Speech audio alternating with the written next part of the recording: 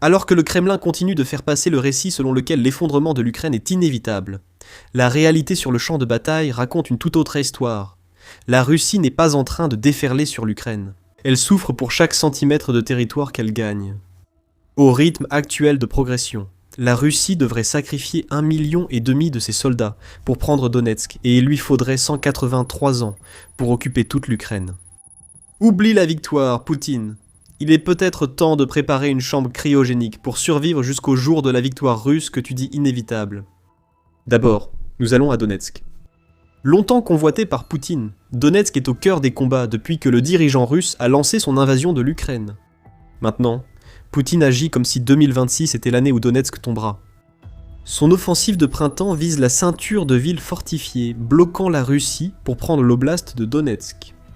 La Russie est même tellement confiante dans sa victoire inévitable qu'elle a donné l'ordre à l'Ukraine de retirer toutes ses troupes du Donbass, dont Donetsk fait partie, d'ici la fin du mois de mai. Si vous ne regardiez que les actions de la Russie, vous pourriez croire le récit de Poutine, selon lequel Donetsk va tomber. Derrière cette bravade se cache un sombre secret. Donetsk est tellement loin de tomber qu'il en coûtera à la Russie une armée entière, voire plusieurs, rien que pour prendre la région. Lors de la réunion du Conseil de sécurité du 20 avril, l'ambassadeur ukrainien à l'ONU, Andriy Melnik, a révélé la vérité que Poutine tente de dissimuler à Donetsk. Alors que Poutine appelle l'Ukraine à se retirer et à céder, il perd des soldats à un rythme effarant, et il devra en perdre beaucoup d'autres avant de pouvoir prendre Donetsk par la force. Selon cette logique de guerre, pour prendre tout le territoire de Donetsk militairement, M. Poutine devrait envoyer au moins encore 1,5 million de soldats à la mort, a déclaré Melnik au Conseil. Il a ajouté que les propos de la Russie demandant le retrait de l'Ukraine de Donetsk sont absurdes, alors que l'Ukraine contrôle encore environ 6000 km² dans cette région. Ces 6000 km abritent des centaines de milliers de civils ukrainiens, et tout appel à l'Ukraine pour qu'elle cède reviendrait à abandonner ses innocents à un régime russe barbare qui veut détruire tout ce que l'Ukraine chérit. Les chiffres choquent, mais est-ce que le calcul tient la route ? Selon Melnik, c'est le cas. Pire encore pour la Russie, 1,5 million pourrait même être sous-estimé. Nous allons l'expliquer dans un instant. Utilisons d'abord les chiffres de Melnik. Le représentant de l'Ukraine à l'ONU a obtenu 1,5 million par une équation simple. Il reste environ 6000 km² de Donetsk à occuper pour la Russie. En ce moment, dit Melnik, la Russie perd des soldats à un rythme de 254 pour chaque kilomètre carré qu'elle capture. Multipliez 6000 par 254 et vous obtenez 1 524 000 de pertes. Melnik a même sous-estimé les pertes russes à Donetsk. 24 000 pertes supplémentaires, ce n'est pas rien. Même si la Russie sacrifie joyeusement plus de vies russes que ce chiffre chaque mois en Ukraine depuis des années. Mais les choses empirent pour Poutine. Si 254 pertes par kilomètre carré conquis semblent dévastatrices, le nombre réel à Donetsk pourrait être plus élevé. Selon un rapport du 15 avril de RBC Ukraine, qui cite le ministre ukrainien de la Défense, Mikhailo Fedorov, « Nous rendons chaque mètre de terre ukrainienne extrêmement coûteux pour l'ennemi », a affirmé Fedorov, ajoutant que la Russie perd désormais 254 soldats pour chaque kilomètre carré. Dans la région de Donetsk, l'ennemi perd en moyenne 428 soldats par kilomètre carré. Avez-vous remarqué quelque chose à propos de cette citation ? 254 soldats pour chaque kilomètre carré, c'est la moyenne pour toute l'Ukraine. À Donetsk, le chiffre est bien plus élevé. 428 meurent pour chaque kilomètre carré gagné, et cela a un impact majeur sur les chiffres que Melnik a partagés avec l'ONU. Si l'Ukraine peut maintenir ce taux d'attrition aussi longtemps qu'il faudra à Poutine pour capturer Donetsk, alors le nombre de pertes russes pour prendre l'oblast ne sera pas de 1,5 million, mais de 2,568 millions. Un autre million de morts ou davantage s'ajoutera, tous sacrifiés à l'entêtement de Poutine à Donetsk. D'une manière ou d'une autre, ce qui serait déjà clairement une catastrophe pour la Russie à Donetsk pourrait être encore pire qu'il n'y paraît à première vue. Les moyennes régionales ont contredit les affirmations de Poutine sur la cession de Donetsk par l'Ukraine. Si vous avez besoin d'un peu plus de contexte pour tout cela, même dans le meilleur des cas, cela signifie que la Russie plus que double son taux de perte dans la guerre en Ukraine jusqu'à présent. Entre le moment où Poutine a lancé son invasion à grande échelle et le 22 avril, l'Ukraine affirme que la Russie a perdu plus de 1,32 million de soldats. Si les chiffres de Fedorov sont justes, les pertes russes devraient presque tripler d'ici la chute de Donetsk. Arrêtons-nous un moment sur l'hypothèse d'un doublement des pertes russes.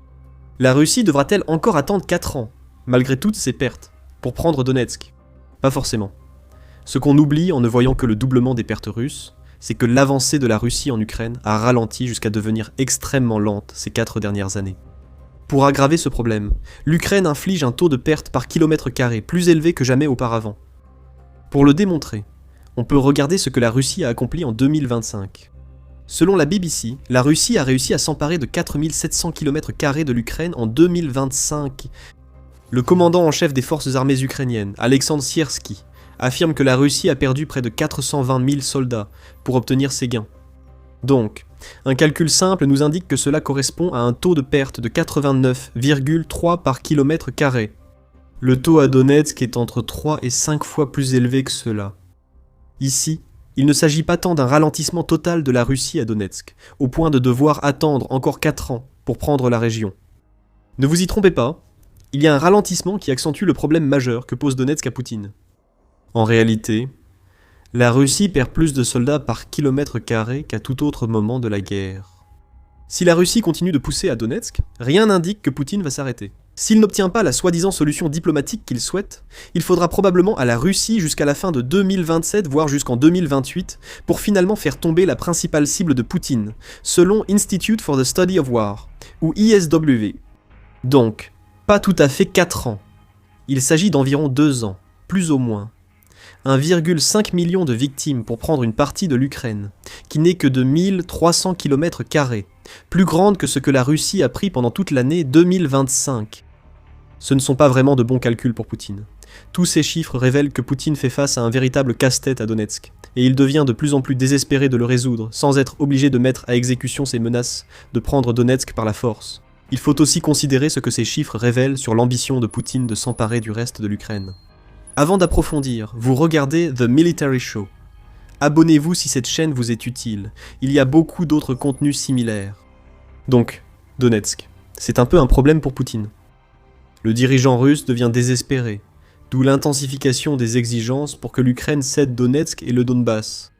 Ces exigences, présentes depuis le début des négociations comme revendication maximaliste de Poutine pour un traité de paix, ont aussi constitué le principal blocage empêchant une déclaration de paix. Aujourd'hui, les exigences de Poutine pour que l'Ukraine quitte Donetsk sont plus pressantes et fébriles. Melnik a expliqué lors de son discours au Conseil de sécurité de l'ONU. Actuellement, la Russie contrôle moins de 20% de Donetsk, territoire que M. Poutine exige comme ultimatum pour que l'Ukraine se rende sans combattre. C'est du chantage. L'ambassadeur ukrainien à l'ONU a aussi soulevé un point sur la signification du taux de perte russe actuel. Il cite en exemple la guerre d'hiver entre l'Union soviétique et la Finlande, qui a fait rage entre 1939 et 1940. Pendant cette guerre, l'Union soviétique a subi un taux de perte 100 fois moindre par km² gagné, mais ce conflit fut un échec car elle n'a obtenu qu'environ 9% du territoire finlandais par traité. La Russie réclame aujourd'hui un pourcentage plus élevé, malgré des pertes bien supérieures à celles qu'elle avait subies en Finlande. Quelque chose ne va pas ici. Poutine tente de tirer profit de la pression russe à Donetsk lors d'un accord diplomatique, espérant obtenir plus que ce que sa stratégie défaillante lui a permis pendant la bataille. Il y a une raison principale à cela. Poutine sait que si l'Ukraine refuse de céder Donetsk et le Donbass par un traité de paix, la Russie devra les conquérir par la force. Malgré sa fanfaronnade et les échéances fixées par Poutine, la Russie ne veut surtout pas se battre pour Donetsk. Car Donetsk abrite quelque chose de si redoutable que cela décime déjà les soldats russes à un rythme inédit dans cette guerre, la ceinture de forteresse. La région la plus dangereuse d'Ukraine fait face à Poutine et à la prise de Donetsk. Cette ceinture explique déjà le taux élevé de pertes par km² observé actuellement. L'ISW décrit l'ampleur du défi auquel la Russie est confrontée pour tenter de capturer la ceinture de forteresse. S'étendant sur environ 50 km de défense, allant du nord au sud le long de l'autoroute H20, Konstantinivka-Sloviansk, la ceinture de forteresse est composée de plusieurs villes qui comptaient ensemble une population de 380 000 habitants avant la guerre. Cela vous donne une idée de la taille de ces villes. Depuis plus de 10 ans, l'Ukraine renforce les défenses de ces villes, accélérant ce processus en retenant la Russie dans d'autres zones de Donetsk. La ceinture de forteresse forme désormais une barrière, infligeant de lourdes pertes à toute armée tentant de la prendre par voie terrestre. La densité de population dans un espace aussi restreint témoigne d'un développement urbain inédit pour les soldats russes. Cela représente de nombreux bâtiments utilisables par les défenseurs ukrainiens contre la Russie, et que les soldats russes doivent capturer pour occuper Donetsk. La guerre urbaine est lente et dangereuse même dans les meilleures conditions, et elle devient encore plus meurtrière lorsque l'armée d'invasion doit capturer plusieurs villes toutes proches les unes des autres. Ajoutez à cela les fortifications de l'Ukraine, ainsi que le fait que la ceinture de forteresse se trouve sur un terrain surélevé, et la Russie doit littéralement attaquer en montée si elle veut prendre Donetsk par la force. Gardez à l'esprit que la ceinture de forteresse n'est pas l'endroit où l'Ukraine livrerait son ultime combat. Ce terme s'applique à Donetsk, mais pendant que la Russie envoie de la chair à canon contre les forteresses, le temps pour briser les défenses ukrainiennes permet à l'Ukraine de renforcer celles plus à l'ouest. Même si la ceinture de forteresse tombe, toute ambition de Vladimir Poutine d'utiliser cette victoire pour conquérir le reste de l'Ukraine s'effondrerait, car ses soldats verraient que la même situation les attend au-delà de Donetsk. La ceinture de forteresse décime les soldats russes, qui n'ont même pas avancé. Pourtant, on ne s'en douterait pas en écoutant la Russie. Le chef d'état-major russe, Valery Gerasimov, a fait des déclarations intéressantes mi-avril. Il affirme que les troupes russes ont réussi à capturer plus de 1700 km² de l'Ukraine, ainsi que 80 localités jusqu'à présent, en 2026. En mars et avril, la Russie a pris 700 km² et 34 localités dans le cadre de l'offensive de printemps, qui se concentre principalement sur Donetsk. Ces chiffres sont conçus pour être suffisamment crédibles afin de donner l'illusion que la Russie progresse à Donetsk et ailleurs en Ukraine. Bien que pas très élevés, ils restent plausibles au vu de la lenteur de la progression russe jusqu'ici en Ukraine. Mais notez que nous avons dit « conçu ». Selon l'ISW, plus de 1700 km² d'Ukraine pris en 2026 est une surestimation massive. Les moins indulgents diraient qu'il s'agit d'une pure invention. Une analyse de l'ISW suggère que même l'estimation la plus généreuse affirme que la Russie n'a réussi à occuper que 715 km² au maximum depuis le début de l'année. Il y a de fortes chances que ce chiffre soit en réalité bien plus bas. Le propre décompte de l'ISW, qui est établi à partir de données en sources ouvertes, indique que la Russie n'a réussi à prendre que 381,5 km² de l'Ukraine, et 13 localités jusqu'à présent, en 2021. Il y a aussi des pertes, près de 60 km², rien qu'en mars, ce qui nous montre que le rythme déjà très lent de la progression russe est encore aggravé par les contre-attaques ukrainiennes. Nous ignorons si Poutine voit ces chiffres, mais même les données manipulées transmises par des proches comme Gerasimov suffisent à créer du désespoir au Kremlin. La raison de l'insistance de la Russie pour que l'Ukraine cède Donetsk est ainsi révélée. Ce ne sont pas des exigences de la Russie en position de force. Poutine et ses acolytes voient le rythme lent des avancées et les pertes énormes subies pour réaliser ces progrès, et ils font tout ce qu'ils peuvent pour éviter d'avoir à prendre Donetsk par la force, même s'ils menacent de le faire. C'est essentiellement Poutine qui dit à l'Ukraine d'abandonner un combat que l'Ukraine est en train de gagner. Et le désespoir du dirigeant russe commence déjà à se faire sentir. Constatant que l'Ukraine refuse de céder Donetsk, Poutine promet que la Russie continuera le combat et implore les oligarques russes de financer sa cause. Foundation for Defense of Democracies a rapporté le 1er avril que Poutine a profité d'une réunion en mars avec des élites économiques pour solliciter l'aide des plus riches de Russie. Poutine aurait déclaré que ces chefs d'entreprise ne devraient pas dépenser leurs bénéfices dans leur propre société. Ils devraient contribuer au budget de l'État finançant la guerre. Incroyablement, l'argument aurait fonctionné. Souleyman Karimov, qui est un oligarque de premier plan, aurait remis 1,23 milliard de dollars. D'autres oligarques auraient également accepté de contribuer. Mais appelons les choses par leur nom.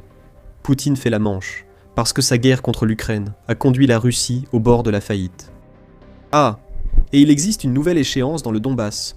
Selon Vadim Skibitsky, chef adjoint du renseignement ukrainien, la Russie vise à conquérir la région d'ici septembre. Nous voulons dire que la Russie peut prétendre cela autant qu'elle le souhaite. Tous les chiffres que nous avons révélés dans cette vidéo signifient que nous pourrions poliment qualifier cette dernière échéance de rêve irréalisable.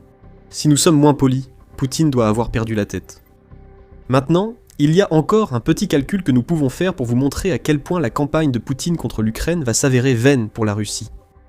si nous élargissons la portée de l'invasion russe au-delà de la région de Donetsk, la Russie a encore environ 80% de l'Ukraine à conquérir. Bien que Poutine affirme que la Russie se limiterait au Donbass, si l'Ukraine cédait ce territoire, il est clair qu'il souhaite contrôler tout le pays. Il ne va pas s'arrêter tant qu'il ne l'aura pas obtenu. En réalité, il va s'arrêter. Il sera obligé de le faire. Poutine sera mort avant de voir la Russie contrôler l'Ukraine si la guerre continue ainsi, souligne Melnik. Il dit que pour que la Russie prenne toute l'Ukraine, tout en absorbant son taux de perte actuel, il lui faudrait 183 ans et 122 millions de personnes pour y parvenir. Nous pouvons vérifier si Melnik a raison concernant le nombre de pertes par quelques calculs. Selon JS Geography, l'Ukraine est le deuxième plus grand pays d'Europe, et elle s'étend sur 603 628 km². Au 4 mars, la Russie contrôlait 19,4% de ce territoire, et comme vous l'avez vu plus tôt, elle n'a pas vraiment fait de progrès rapide depuis. Sur cette base, on peut dire que la Russie contrôle presque 111 104 km² de l'Ukraine, un chiffre qui inclut la péninsule de Crimée, que la Russie a annexée illégalement en 2014. Si l'on soustrait ce que la Russie contrôle de ce qu'il reste à l'Ukraine, il reste 486 524 km² de territoire ukrainien à occuper. Multipliez ce chiffre par 254 et vous n'obtenez pas 122 millions de pertes avant que la Russie ne revendique l'Ukraine, mais 123,57. Ce chiffre est insensé, et il paraît presque trop évident de dire que la Russie ne pourrait jamais le supporter. Mais il faut considérer les 183 années. Poutine, tu as déjà 73 ans. Nous ignorons ce que tu crois savoir sur l'espérance de vie, mais nous pensons que tu ne seras plus là dans 183 ans. Tu pourrais vivre plus de 2 vies supplémentaires, en plus de celles que tu as déjà vécues, et la Russie ne contrôlerait toujours pas l'Ukraine au rythme actuel des choses. Poutine devrait renoncer à gagner. Donetsk lui montre qu'il doit retirer la Russie de la guerre tant qu'il le peut. S'il ne le fait pas, il sera mort depuis longtemps, sans avoir vu le moindre progrès réel, et celui qui lui succédera devra gérer un pays consumé par l'ampleur des sacrifices exigés par Poutine. L'Ukraine ralentit davantage la Russie en reprenant du territoire et par ses contre-attaques remarquables. La stratégie de défense active observée dans la ceinture de forteresses a été très efficace dans le sud de l'Ukraine, permettant au pays de libérer beaucoup de territoires. Découvrez-en plus dans notre vidéo, et si vous avez apprécié cette vidéo, assurez-vous de vous abonner à The Military Show pour voir plus d'analyses des chiffres qui se cachent derrière la guerre en Ukraine. Et merci comme toujours de nous avoir regardés.